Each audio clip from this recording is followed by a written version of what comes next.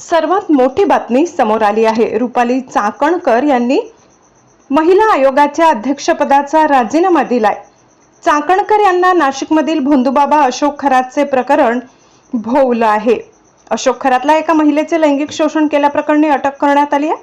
त्यानंतर आता या अशोक खरातचे अनेक कारनामे समोर आलेत। राज्य महिला आयोगाच्या अध्यक्षा रुपाली चाकणकर यांचे खरात सोबतचे फोटो आणि त्यांची पाद्यपूजा करतानाचा व्हिडिओ समोर आलाय।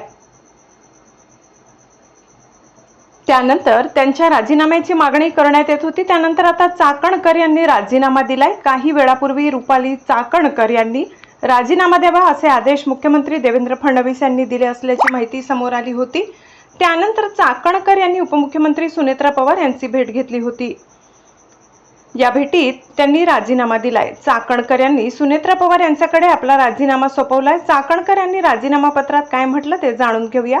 रुपाली चाकणकर यांनी राजीनामा पत्रात म्हटले की मी सौ रुपाली निलेश चाकणकर वरील विषयांवर आपणास विनंतीपूर्वक कळवू इच्छिते की दिनांक 15 ऑक्टोबर 2024 रोजी माझी महाराष्ट्र राज्य महिला आयोगाची अध्यक्ष म्हणून नियुक्ती झाली होती। माझ्या वैयक्तिक कारणाने मी स्वेच्छेने सदर पदाचा राजीनामा या पत्राद्वारे आपणास सादर करत आहे। आजवर माझ्यावर विश्वास दाखवून आपण मला सर्वतोपरी सहकार्य केले त्याबद्दल मी आपली व सर्व सहकाऱ्यांची शतशः ऋणी आहे। भविष्यात आपले असे सहकार्य राहील असा मला विश्वास आहे। तरी आपण माझा अध्यक्षा राज महिला आयोग या पदाचा राजीनामा स्वीकारावा असे आपणास नम्र विनंती आहे।